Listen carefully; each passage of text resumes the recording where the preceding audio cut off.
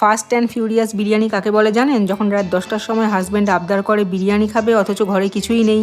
তাই হাজব্যান্ড বলল যে গরিবের ঘরে ডিম আর আলু তো নিশ্চয়ই আছে। আমি ভাবলাম হ্যাঁ, তা তো আছেই। তাই সাথে সাথে আলু আর ডিম সেদ্ধ বসিয়ে দিলাম, ওইদিকে পেঁয়াজের বেরেস্তা করে নিলাম, আর এইদিকে চালটাকেও 90% কুক করে নিলাম।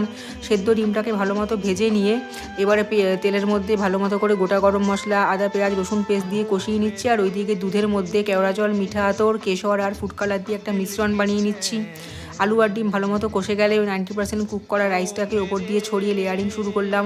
প্রতিটা লেয়ারে দিয়ে দিলাম নুন আর বিরিয়ানি মশলা, তারপরে একটু একটু করে ছড়িয়ে দিলাম পেঁয়াজের বেরেস্তাগুলো, আর ওই বানিয়ে রাখা মিশ্রণটাকেও ক্রস করে দিয়ে দিলাম। আপনারা আগেও দেখেছেন আমি সবসময় মিশ্রণটাকে ক্রস করেই দিয়ে থাকি।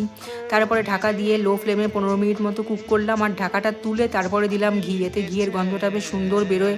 তারপরে থালায় গরম গরম পরিবেশন করে একটু আলু, একটু ডিম আর রাইস নিয়ে আহা স্বর্গীয় এক গরজ।